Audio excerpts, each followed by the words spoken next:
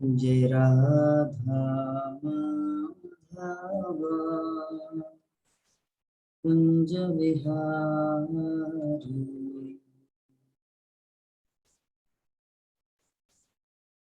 जय राधा माधव कुंज विहारी। जय गोपी जन वल्लभ गिरिवरधारी।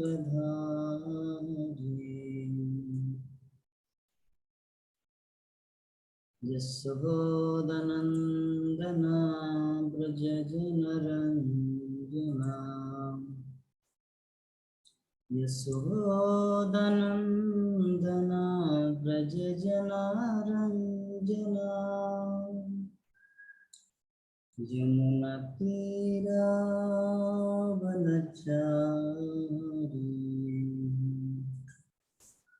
जय राधा माधव कुंज विहारी। हरे कृष्णा कृष्ण कृष्ण हरे हरे, हरे राम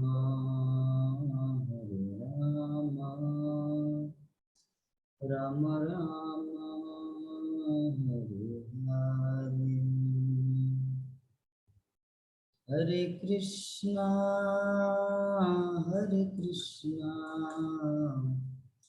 कृष्ण कृष्ण हरे हरे, हरे राम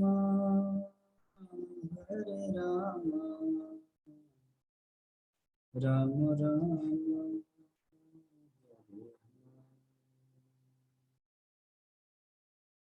जय राधा माधव राधा माधव राधा। जय पंचतत्व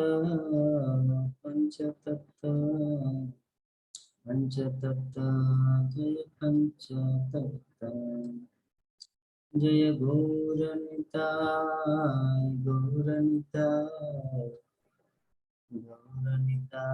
जय गौरनिताय।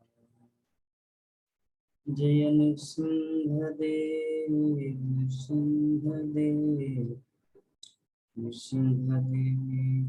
नृसिंहदेव। जय प्रहलाद महाराज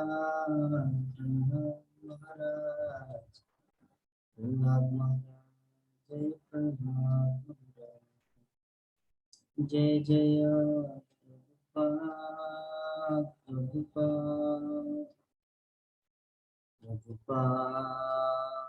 प्रभुपाद निताय गौर हरि बोल हरि बोल हरि बोल। जय हरिनाम संकीर्तन जगत गुरु शिल प्रभुपाद की। ग्रंथराज श्रीमद् भागवत महापुराण निताय गौर प्रभुपाद। ओम ज्ञानतिमिरन्धस्य ज्ञानञ्जनशलाकया चक्षुरुन्मिलितं येन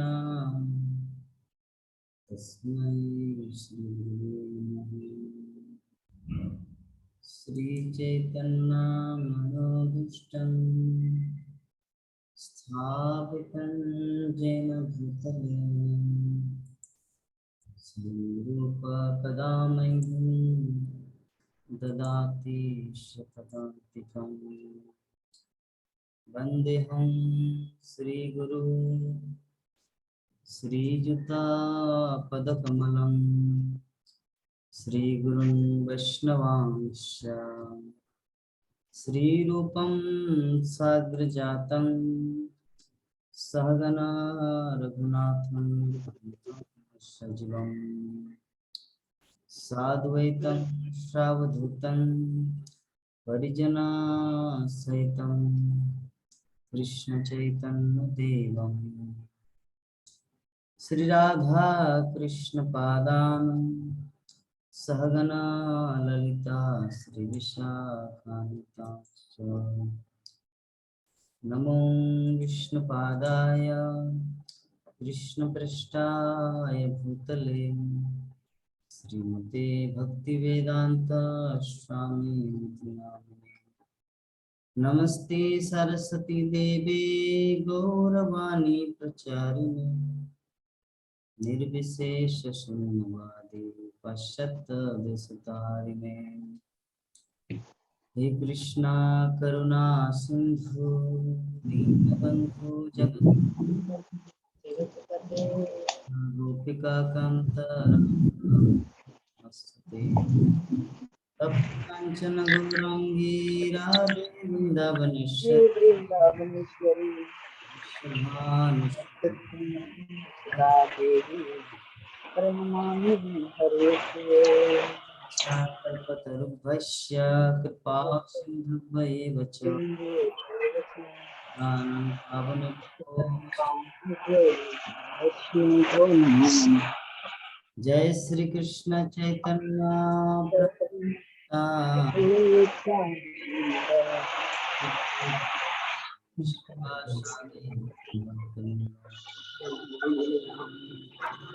कृष्ण कृष्ण कृष्ण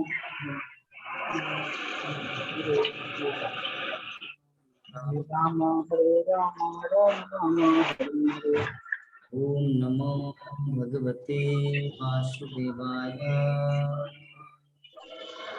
ओम नमो भगवते वासुदेवाय भगवते वासुदेवाय ओम नमो भगवते वासुदेवाय भगवते वासुदेवाय ओम नमो भगवते वासुदेवाय नारायणं नमस्कृत्य नारायणं नमस्कृत्य नरं चैव नरोत्तमं नरं चैव नरोत्तमं देवीं सरस्वतीं व्यासं देवीं सरस्वती व्यासं ततो जयमुदीरये ततो जयमुदीरये नष्टप्रायेषु अभद्रेषु नष्टप्रायेषु भद्रेषु तं भागवत सेवया नित्यं भागवत सेवया उत्तमश्लोके भक्तिमुक्तं श्लोके भवति नष्टिकी भक्तिर्भवति नष्टिके। हरे कृष्ण।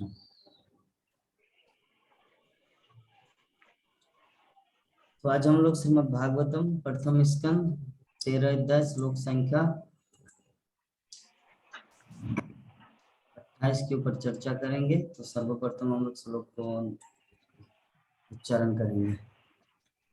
अथो दीक्षिन्दी संयातो अथो दीचिं दिशं जातु ज्ञात गतिर्भवान् स्वर्गात् गतिर्भवान् वित्तोर्वाक्यर्पार्यश काला गीतवाक्यप्रायसकाल पुंसां गुणा विकर्षणा पूषां गुणविकर्षण दीचिं विषयं जातो अथो दीचिं दिशं जातुं स्वैरज्ञात गतिर्भवान् शरजाति गतिं भव दुर्वाक्यप्रायश काल गीतवाक्यप्रायसकाल पुंसां गुणा विकर्षणा पूषां गुण विकर्षण। हरे कृष्णा। अथोदीचीदि संयातुं सोदीचिं दिशं यातु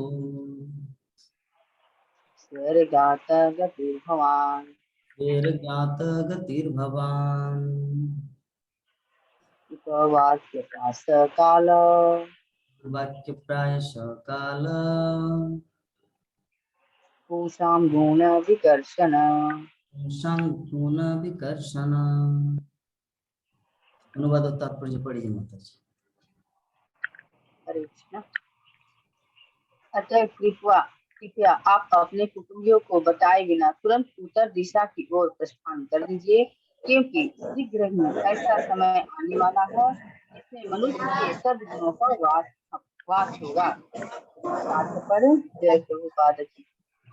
मनुष्य धीर बनकर या अपने संबंधियों को बताए बिना घर छोड़कर के हताश जीवन की पूर्ति कर सकते हैं। और विदुर ने अपने अग्रज को अविलंब इस मार्ग को अपनाने की सलाह दी, क्योंकि कलयुग का शीघ्र ही आगमन होने वाला था।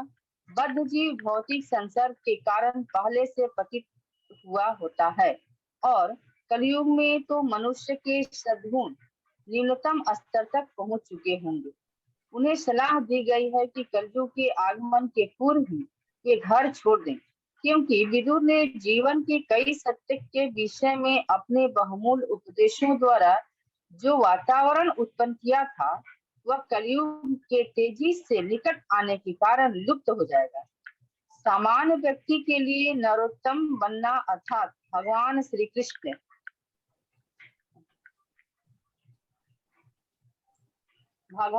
कृष्ण पर आश्रित रह सकता है। धृतराष्ट्र को विदुर ने सलाह दी कि यदि वे सन्यासी या नरोत्तम नहीं बन सकते तो प्रारंभ में कम से कम धीर तो बन लें। धीर अवस्था में नरोत्तम अवस्था प्राप्त करने के लिए मनुष्य को आत्म साक्षात्कार की दिशा में निरंतर प्रयास करना पड़ता है।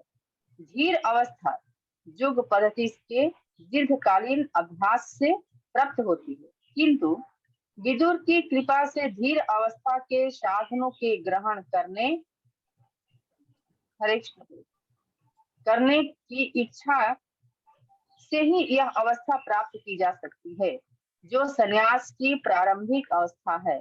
संन्यास अवस्था परमहंस अवस्था अर्थात प्रथम श्रेणी के भक्त की प्रारंभिक अवस्था है। हरे कृष्ण। बहुत सुंदर। तो हम लोग इस श्लोक के ऊपर अभी चर्चा करेंगे। जो हमारा अध्याय है धृतराष्ट्र का गृहत्याग। तो उससे पहले थोड़ा सा हम लोग जो परसों को जो डिस्कस किए 2 श्लोक 26, 27 या 27 को ही मतलब दोनों सीरीज में थोड़ा सा बोलिए माता जी। एंड या पहले प्राणमोहन प्रभु जी को बोलने देंगे, नहीं तो प्राणमोहन प्रभु जी बोलेंगे, माता जी तो सब बोल दी। तो पहले प्राणमोहन प्रभु जी। कहाँ पर है अभी? अभी हॉस्पिटल में है क्या? ऐसा लग रहा है। हॉस्पिटल में है, बेटा को लेके आए हैं, एक्सीडेंट कर गया है, चोट लगा है। आपका पीछे जो चार्ट देखते ही मुझे लग रहा है हॉस्पिटल में है। ठीक ठीक है, सुनिए तो माता जी बोलिए। हरे कृष्णा। सभी भक्तों को दंडवत प्रणाम। तो हम लोग आज तक से श्रवण करते आ रहे हैं धृतराष्ट्र का गृह त्याग।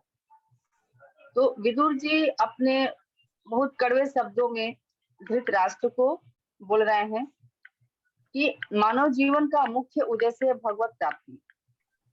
तो कल जैसे कि प्रभु जी ने भी बताया कि जो व्यक्ति मानव जोनि में आकर के यदि धर्म को ग्रहण नहीं करता है तो साक्षात पशु के समान है। ऐसा बोला जाता है कि धर्महीन व्यक्ति बिना पूंछ का पशु है। इस धरती पर विचरण करता है 2 पैर वाला, लेकिन वो बिना पूंछ का पशु के समान ही है, क्योंकि वो कोई धर्म के बारे में जानता नहीं है, नहीं शास्त्रीय आचरण करता है। तो मुख्य रूप से विदुर जी धृतराष्ट्र को यही समझा रहे हैं, क्योंकि धृतराष्ट्र के बारे में तो विदुर जी सब जानते ही हैं कि क्या किए हैं, पांडवों के साथ कैसे बर्ताव किए हैं, क्या उनका स्वभाव रहा है। उनका कहने का तात्पर्य है कि अभी जो आपकी अवस्था है इसमें कम से कम किसी अज्ञात जगह पर जा करके आप अपने शरीर को त्यागने की चेष्टा करें और अंततः भगवान की प्राप्ति करें, भगवत धाम की प्राप्ति करें।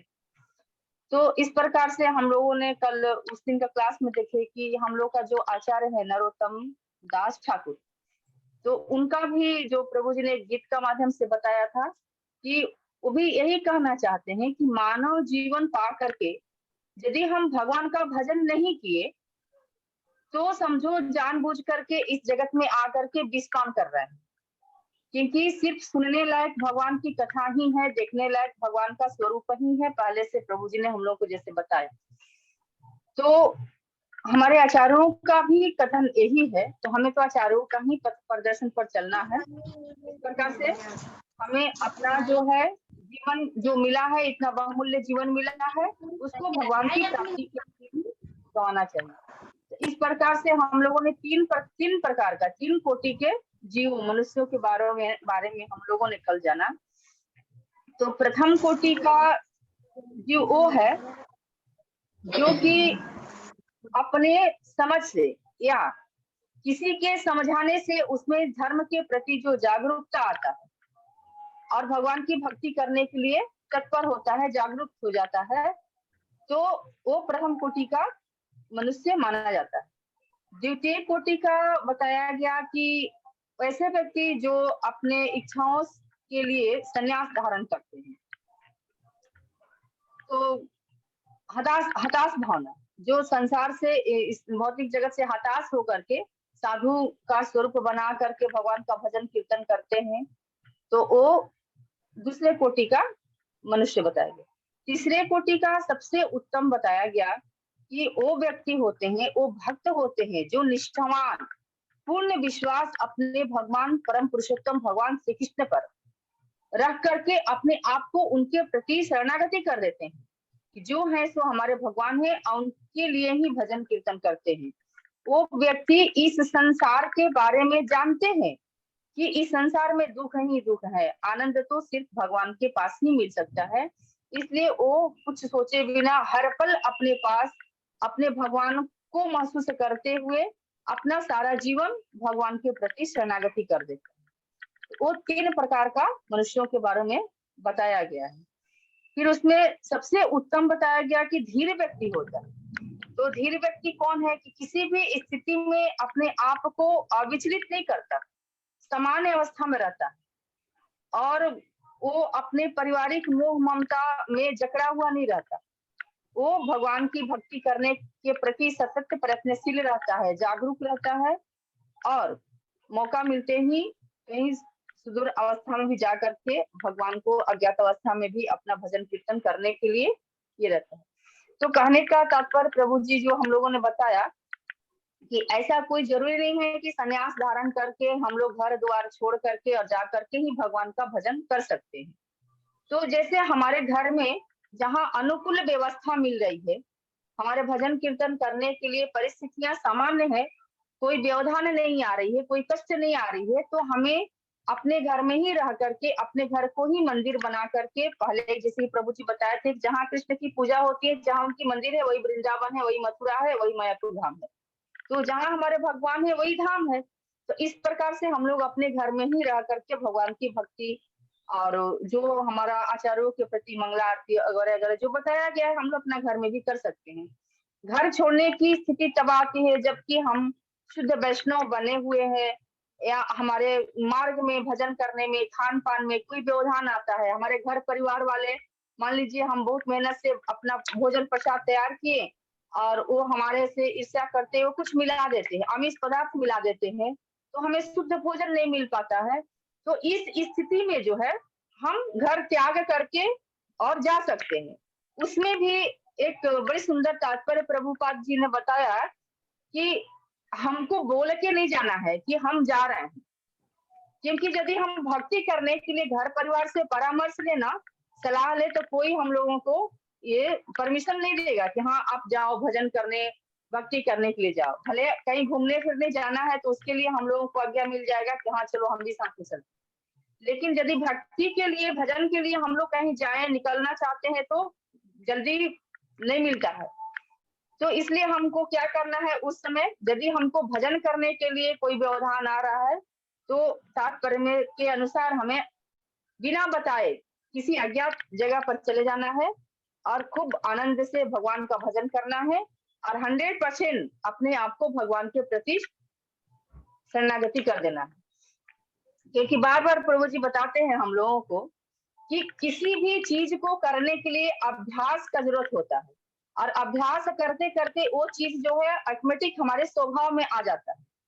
तो जैसे एग्जाम्पल से भी कल हम लोग समझे थे कि जुआरी के लिए जुआ का सत्संग होता है, गंजा पीने वाला गंजेड़ियों का सत्संग करता है, पढ़ने वाला बच्चा अपना विद्यालय वाला विद्यार्थी। तो हम लोग भी भगवान का भजन करना चाहते हैं तो सत्संग से ही हमको प्राप्ति होगा और सत्संग करते करते हमारा जो स्वभाव है वो ऑटोमेटिक भगवान के प्रति धीरे धीरे आकर्षित होने लगता है। तो फिर पता चलता है कि भगवान के बिना तो हम रह ही नहीं सकते। तो इस प्रकार से हमें भगवान के प्रति सतत प्रयत्नशील रहना होगा। तो ये हमको कैसे होगा, तो रोज भागवतम का सेवन करना होगा, क्योंकि एक दिन भी यदि छूटता है ना तो मन फिर यहाँ से थोड़ा विचलित होने लगता है, क्योंकि संसार का जो ये है ना बहुत जल्दी माया देवी हम लोग को जकड़ लेती है।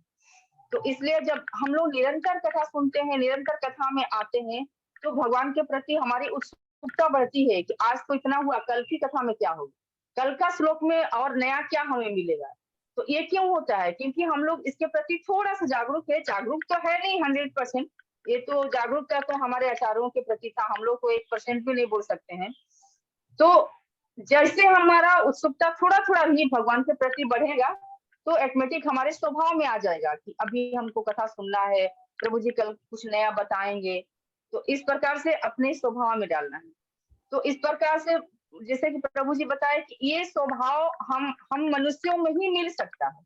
जैसे कि कुत्ता के एग्जाम्पल देखिए, कुत्ता को कोई अपमानित भी करे और कुत्ता कहे कि नहीं इस दरवाजे से हमको डंडा मिल रहा है तो हम इस दरवाजे पर नहीं जाएंगे रोटी लेने, तो ऐसा तो करता नहीं है। या हम कुछ अच्छा करके दिखाएंगे, ये पशु नहीं बोल सकता, ये कुत्ता नहीं बोल सकता, ये हम बोल सकते, ये एक मनुष्य कर सकता है, क्योंकि भगवान हम लोगों को थोड़ा विवेक सोचने समझने की शक्ति दिए है। तो इसलिए हम लोगों को भगवत प्राप्ति के लिए सतत ये रहना चाहिए। और भगवान का जो भक्त होता है ना वो सदैव भगवान को क्रेडिट देता है कि हे प्रभु जो भी हुआ वो आपके माध्यम से हुआ, आपने किया, वो कभी अपना ये नहीं लेता है, कभी भी नहीं। जो कुछ भी होता है वो भगवान को ही क्रेडिट देता है। इसलिए हमें जो कुछ भी हमारे साथ होता है, जो भी हमें अच्छा होता है, वो सदैव हमको भगवान को क्रेडिट देना चाहिए, भगवान को धन्यवाद देना चाहिए कि प्रभु आप किए तब हुआ, अन्यथा हमसे ये होने वाला नहीं था। तो इस प्रकार से बहुत प्रकार के कुछ कठोर शब्दों से, ऐसा जो कुत्ता बोल के, कहीं कहीं बहुत कुछ खराब शब्द बोल के भी विदुर जी धृतराष्ट्र को बोल रहे हैं, ताकि साधु का कड़वा शब्द भी ना बहुत हमारे हम लोगों को पतित आत्माओं को कुछ अच्छा करने के लिए मौका मिल जाता है। इसीलिए विदुर जी कुछ कुछ बोल करके धृतराष्ट्र को एकदम उत्प्रेरित कर रहे हैं, ताकि इस कारण से भी हमारे वाणी का कठोर शब्द सुन करके भी कहीं धृतराष्ट्र अब हमारे साथ जाने के लिए तैयार हो जाए और अंतिम समय जो है इनका भगवान के प्रति शरणागति कर लें और इनका अंतिम समय जो है कम से कम उपयोगी हो जाए। तो इस प्रकार से हम लोगों ने थोड़ा बहुत समझे, पूरा तो समझ नहीं पाते हैं, उतना तो ये है नहीं, प्रभु जी तक कोशिश खूब करते हैं। तो इतना ही समझ में आया प्रभु जी। हरे कृष्ण, दंडवत प्रणाम। चलिए, तो माता जी हमारे बीच में परसों का जो क्लास हुआ था उसको कितना सुंदर ढंग से प्रेजेंट किए।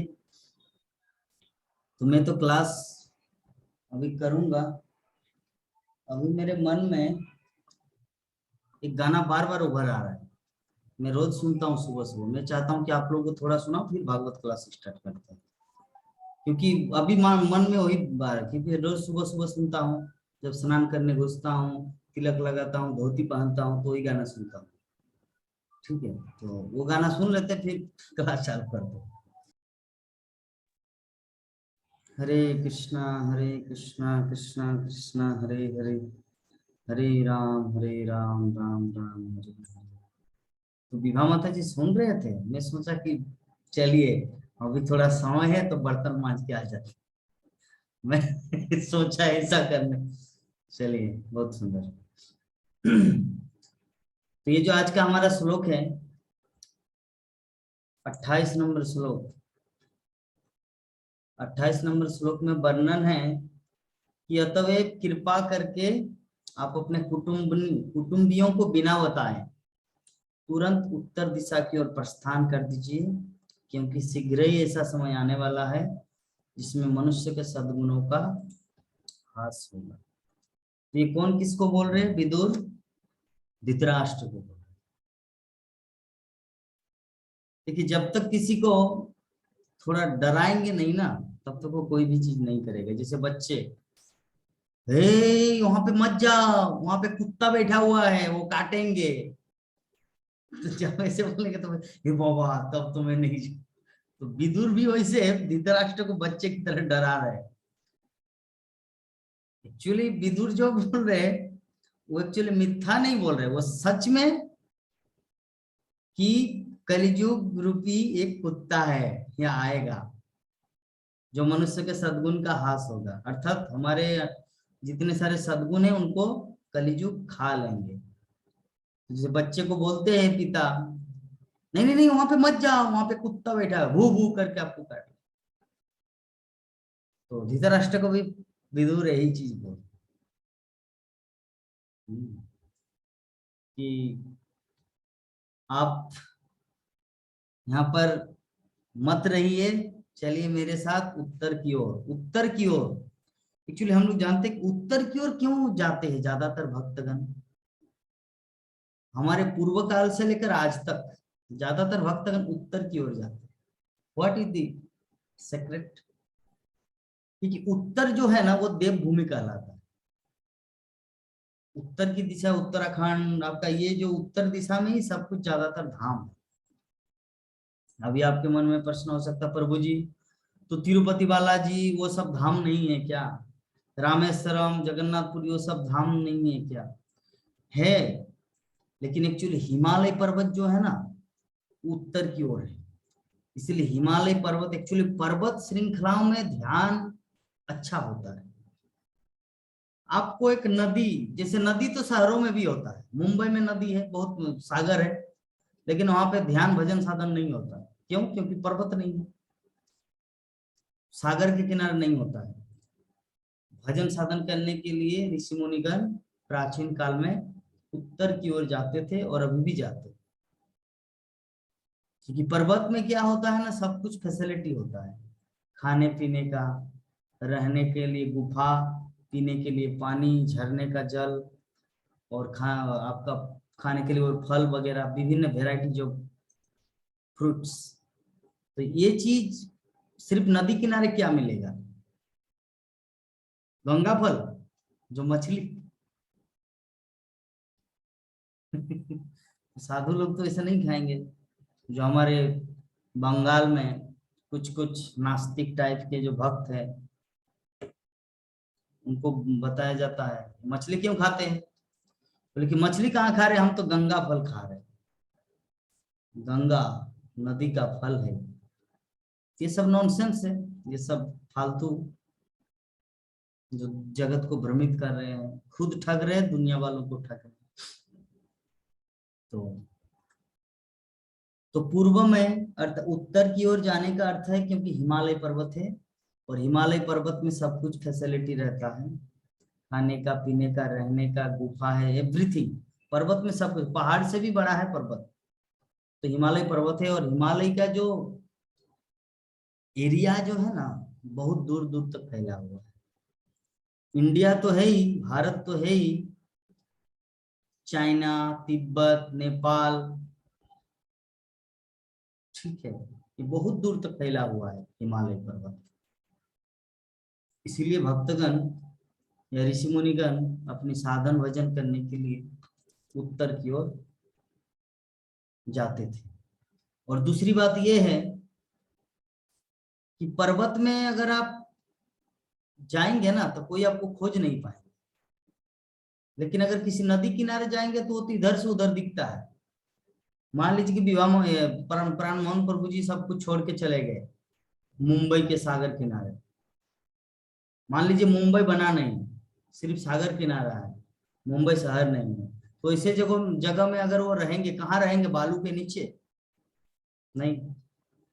पानी के अंदर? नहीं। लेकिन पर्वत में ये फैसिलिटी है, वृक्ष के नीचे गुफा है, कितना सब कुछ फैसिलिटी रहता है पर्वत में। इसीलिए प्राचीन काल में हमारे ऋषि मुनिगण पर्वत श्रृंखलाओं में जाते थे। तो धृतराष्ट्र को भी सेम इंस्ट्रक्शन मिला विदुर के द्वारा कि आप भी निकलिए, क्योंकि अभी गृहस्थ जीवन में अगर फंसे रहेंगे, इस दलदल से अगर बाहर नहीं निकलेंगे तो जीवन व्यर्थ चला जाएगा। क्योंकि जैसे देखिए, इस संबंध में हम लोग और एक उदाहरण दे सकते हैं, जो जैसे विदुर धृतराष्ट्र को बोला कि बहुत ही शीघ्र सद्गुण का ह्रास होने वाला है, इसीलिए अभी चलो। तो ये चीज हम लोग अपने जीवन में भी लागू कर सकते हैं। कहने का अर्थ है, अभी जो इस्कॉन इस्टेब्लिश हुआ है, ये इस्कॉन चलेगा 10,000 वर्ष तक।